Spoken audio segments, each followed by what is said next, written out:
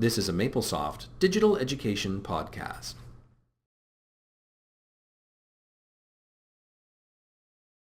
What are your feelings about adaptive courses? Yeah, and that you can have materials that adapt to some extent to the needs of students, and that can be two. The obvious one is remedial and enrichment, but some of it, yeah. Some of it is just the student. Some might be more visual thinkers, and other more there's. So, yeah. I don't know. I like the idea of challenges, and I like the idea of surmounting or challenging students and the road to improvement in some sort of way. I've always been really into video games. Yeah. And that's, I don't know, maybe it's a generational thing. I'm not really sure. But it probably is, because I know that all my kids, yeah. I have 5 kids and all of them are there. Yeah.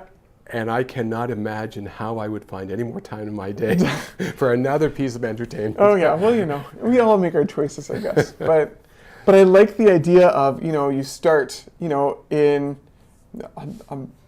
a particular game, and you start at the first level where, you're just getting introduced to certain basics. Mm-hmm. And if you can master that, then you get to move on to the next level, and you get a new twist folded in here and there, and so on. And by the time you're at level 8, and they're very good at being addictive. Yes. You know what I mean? Like it's really I don't know. I think it's a captivating way to present something, right? Yeah. And I try to design my notes in the same way in all of my courses. That'd be. I mean, I must admit, I'm not a big fan of typical gamification of questions. I always feel that it's kind of me trying to be sneaky. I'm going to trick you into learning something, and you're going to enjoy it along the way. And I guess maybe I'm old-fashioned. I'm thinking you have to suffer a bit. I want to say too that all of this is metaphorical, right? I haven't, and I don't intend to necessarily make a game out of calculus. Right? And that's not really my style. Who can differentiate the hardest function? But I mean, I'm pretty open with my class that when I'm designing a test, I'm designing something that taps into this and that extends this concept a little bit further, and that really tests to see if they understand, and that is going to involve concepts that they're introduced to. And that's the proof. I mean, like I said, I'm not a big fan of gamification, but I'm very convincible. If someone shows me an example and it measures, that it's better, I'm sold. So I'm very convincible. So these tests are like my bosses, that have to be defeated in order to, and the class loves the metaphor, but it's really the fact that resources like, Maple TA quizzes, for example, are the small enemies that you have to get past, and you're really just gaining a set of skills so you can fight the big thing at the end of the level, So it's not a direct game for me, but I like the idea of having this series of quizzes that adapt to a student's ability level based on what enemies they've defeated in the past. You know what I mean? And maybe the pathway they take through that depends on how well they've been able to slay certain enemies than others, right? And so I'm assuming that you did your undergrad in the 2000s sometime. 2001 to 2005. Okay, so so about, let's say, 10 years ago, so the students you're seeing today, how would you compare them to your cohort? I think that at the heart of it, I think that students of today are more like the students of yesterday than a lot of people think they are. I think that there's a broad range. I think there are students among them that are virtuous learners that really genuinely want to know everything. There are students that are looking to find their 50, and there's everybody in between. There are people that are really clever, that are scraping by. You have people that don't have as much natural ability, that work really hard to get reasonable grades. The only thing that's differently shaded now than was before is the extra technology element, I think.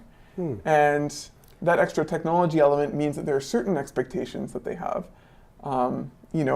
Somebody in one of the earlier sessions today spoke about like instant gratification and, the fact that if a student wants to learn something, they can jump onto YouTube and find somebody that will teach them it in a heartbeat, right? If they want to solve a certain integral, they can hop onto a nameless online calculator and figure it out in an instant, And finding ways to for instructors to create resources that continue to make sure that their material is relevant. Yeah, I think so. Yeah. Is the main new challenge. I don't think that students are necessarily different outside of this extra. Like, I'll just give you a different point of view from, like, in my sampling. Yeah, it's fair. Is, you know, the 70s, 80s. So it goes back a bit further, where I fully agree with you. Range of abilities, range of work ethic, all of that. That hasn't changed. But where my generation, I was constantly rewarded by going narrow and deep, by concentration, like that rewarded me all through school and all through even my working life. Where I see there's more reward for going broad and shallow, today, because if for no other reason, there's more distractions. And someone that can sort of balance all the balls in the air at the same time, they get rewarded. So maybe it's not that the students are different. I mean, like, evolution doesn't work in those terms. But their environment is different. And I do feel that the reward system is potentially rewarding this broad and shallow versus narrow and deep. And perhaps the perception is too that if they emerge with a broad set of abilities, then, like, going into the workplace and so on, they can spin themselves however they wish, or within a broad, rather than... And back to what you just said, they live in an information on demand environment where initially, I mean, I do now, but I didn't then, where, you know, you kind of carried around information. Now it's very much, well, if I need to know that, I will get it when I need it. Like, why would I waste my time learning it now when I can just get it later? I remember going to a Maple conference. I think it was at a Maple conference 10 years ago, with my then master's advisor. And I think it was there. It might have been a different conference, but I think it was there. And there was a session on what the speaker at the time called just-in-time learning. And it ended up being this thing that we, I don't know, joked about and made fun of and so on. It seemed like a joke for the rest of it. But it's completely foretold the future, because this is how many students operate now. Yeah, absolutely. And that is different. You know, like, and so maybe I fully concur. Students not different, but the environment is different, and they can live in it just in time. And it's perhaps, you know, change some of the familiar. The same personalities are there, but the way they react to that environment, you know, is, I guess, what you'd naturally expect. I guess if this is, you know, the way that things have always been for them, then, you know, you can't expect them to. Well, jumping back to, you know, like a different technology environment, and we do live in a tech. I mean, we were, you know, not that many years ago, you were limited to a static piece of paper with printing on it. Sure. Now, you know, things can move. You can have images. You can have talking heads, videos. Like, we have a lot more technology tools now. My argument, you know, those tools, it's like we used to write in sand and blackboards and like, so in ways this is the next step, but. What is your feeling that, you know, like, we should be all these tools should give us the ability of improving education. You got to define what that means, but, you know, it's allowing people to learn more faster, to maybe to enjoy the experience, like, you know, you said, not to be annoyed, not to be frustrated, you know, exactly. And when you feel you're being treated unfairly, right. You know, being adaptive, like, we should be able to truly improve student outcomes, and I'm not sure if we're there today. Yeah, I don't know either. I don't know if I have like. So we have all these tools, and my personal feeling is the thing that's going to change it. It's not the blackboard, whiteboard, you know, monitor type issue. Is the fact that where in the past when you taught, you really only collected a couple of sample points, midterms, finals, maybe a few quizzes in between. And I think this power can be used for both good and evil. Yeah, sure. But the fact that you can now, you know, if you move more online, know where your students are, know where they've spent their time, you can know, there's so much more education or measurement happening of the education process.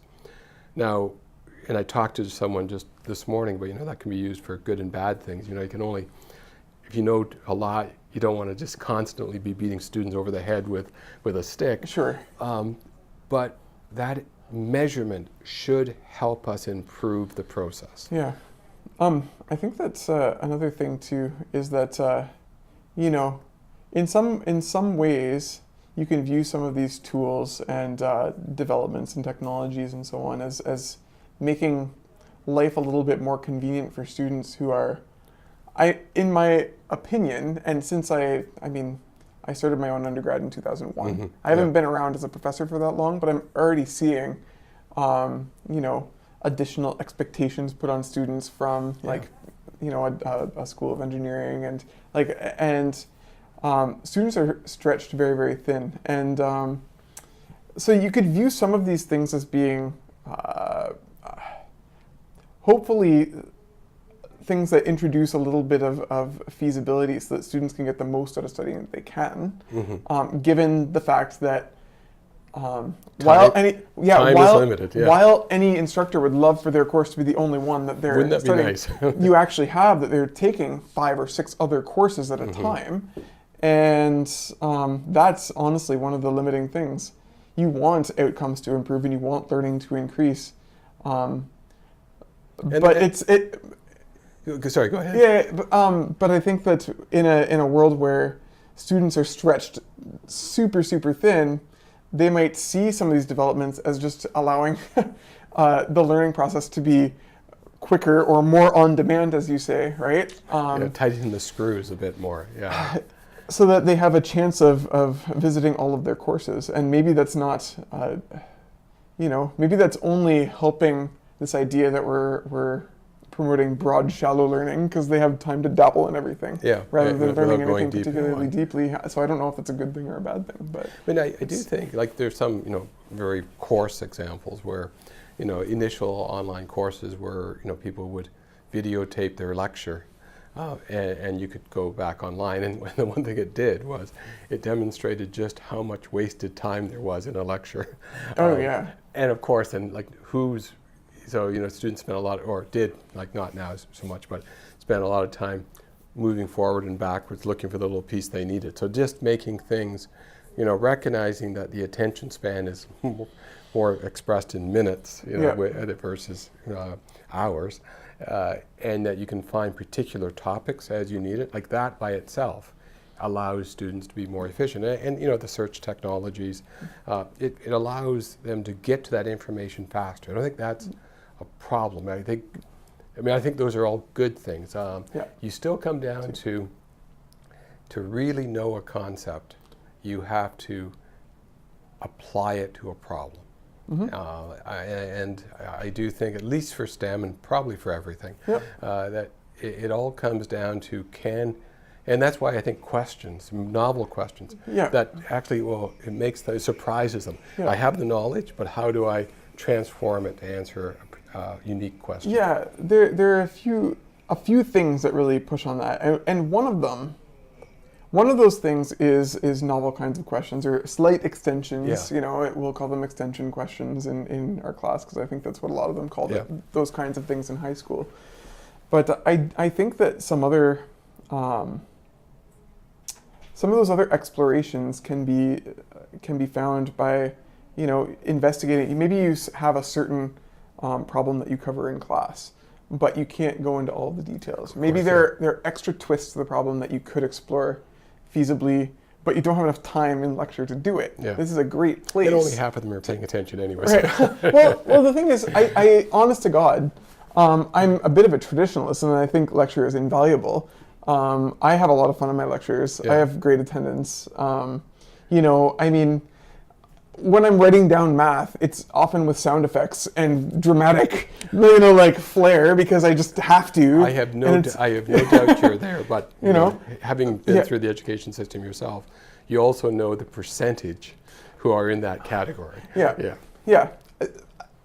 That aside, though, right, you still can't visit everything in lecture. And that's when you really want to consider, I think, folding in some of those twists and some of those, other special cases, or let's not go through rote memorization problems. Let's actually learn some things by seeing a variety of problems. Maybe you can cover some of those things in an online environment. Maybe you can have students do those explorations on their own if they have the time when they're not doing 5 other courses and so on, right? But it gives them the opportunity to have, a hopefully fruitful show from a traditional class environment while having an enriching online experience. Yeah. But I do think you're hitting upon a unique issue, that the limiting factor is time, and you're right. You made a comment that it would be nice if they had all the time for your course, but maybe the goal should be the opposite. Assuming, and this is maybe a bad assumption, there's a fixed amount to teach them, because in theory, if you teach more efficiently, you can teach more. But let's say there's a fixed amount that you want to impart over. Could you do it in less time? Can you provide your students with more time for everything else they have to do by getting what you need to get over to them in a shorter period of time? And maybe that's the right approach, giving them more time. I think there are different kinds of, and I mean, honestly, the time on the other hand as well really refers to the time that we have. If I think about my own job, like this gets into the kind of boring nitty-gritty stuff, right? But as a teaching focused prof, 8 months of the year are a write-off because there's literally no time to think. So that gives me a few months out of every year to think about course development and folding. So anything, any new ideas you have, or I have, end up, being implemented far more slowly than I would like, because of the feasibility of time. I do hope that, I think that's one of the reasons the creation platform should be as easy as possible. It's one of those things that you're never done, right? Like it can always be easier, but it needs to be quick and fast and easy, and just as important, it should measure, data on usage, and flag you, if you can, to what should be fixed. So if 100 questions you developed, maybe you don't have time to look at the reams of data, that it can just flag you that these 2 are not working. But if you do, one good thing about creating good content and iterating it in the limited time, it does gear you up, right? Like suddenly, it's like a way of making money. You want to make sure that you're not being paid by the hour. You want to have income coming in from things that are not related to your time. And if you could, your course material is like that. That once you have it, it can improve your education without being directly related to your time. Dividends from that pay off over time. I think that having as nice of a creation platform as possible, and making sure that those the different aspects you mentioned are present, making the experience really a good one on the professor side is 100% essential, because without that, I think that to get buy-in from other faculty members, something I've talked about with numerous people over lunch was inertia. And inertia, momentum, it's not the best aspect of our education system. The amount of that's the thing, inertia right? It is that if an instructor has something that works 70% good, that's awesome, right? And it's going to take heaven and earth to convince most faculty members to start from the ground up with something new. True, but as we talked about this morning, whether you look at education as an industry or a service or somewhere in between, looking at the costs and the time and efficiency versus, rate of inflation, something has to give. Something has to change. It's either it's either going to be disrupted in some way, or students or parents are going to demand more for their dog. For sure. Something has to go. And I think the good news, it is limited time, but you're relatively young. You still have a couple of decades of teaching. The gray hairs are coming in here a little bit, but and over time, even if it is only 4 months of the year, you could develop materials, in your chosen field that are world class. And potentially, share them around the world. Where like I don't know if that's ever been so easy. Maybe it's been possible, and what you're sharing isn't just your knowledge translated into a textbook. It's kind of what you just said, your style, how you impart information. So having that sort of shared database, I mean, this a sort of sharing feature, I believe Maple Cloud, that's a thing, right? It is already in place. But I know that I've myself gone on a little bit of a hunt before, and I know that I feel that it might be able to benefit from having a little bit more organization or being able to... It's early days, trust me, and we fully know. I mean, the concept of getting to data or getting to what you want to get to quickly and easily is massively there. And I do think, we're planning to introduce a marketplace concept so it can be also bought and sold. I mean, like, we fully support free academic sharing, but that isn't for everyone. And if someone, I think it's a great idea, though. I think it's fantastic. Yeah, I mean, if you're the best, differential calculus teacher in the world, potentially you should be rewarded for that. Well, okay, and again, I mentioned my wife's a teacher, and this is one of my pet peeves in that teaching well and teaching poorly is exactly the same pay level. There's no measurement and feedback system that there is in most of industry. We're at a point where very soon we can measure the effectiveness of process and materials or the combination of process and materials. And once we can measure it, and once we can distinguish the best from the worst and the best from the second best, that changes the whole game. And whoever created that, and it might take 20 years, should be vastly rewarded for it. I mean, like, their contribution to society in general, it could be enormous, and they should be rewarded for that. I think that one of the big challenges is going to be how to rigorously measure what it means for something to be beneficial. I mean, you cannot, there's some technology being developed looking at brain waves that can absolutely predict whether you're lying or telling the truth. So, you can imagine, it would change society. You wouldn't, like this, So your husband lying under oath would be gone. And it would be great if we could look inside students' heads and actually understand. Learning waves. And we'll never quite get there, but I do think we're about to see a quantum change in the amount of data. It won't quite be looking into their heads.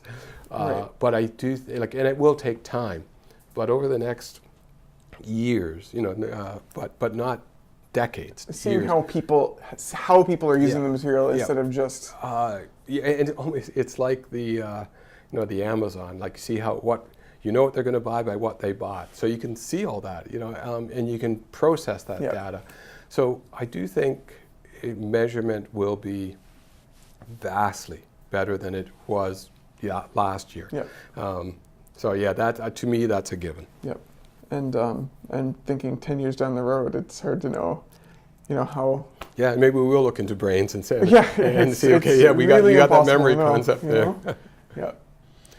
Okay, well, I don't want to take up any more time. Thank you very much. Is there anything else you wanted to?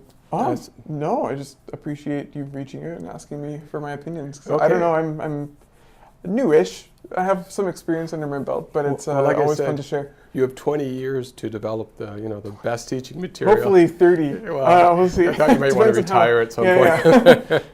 Okay, thank you very much. It was a pleasure.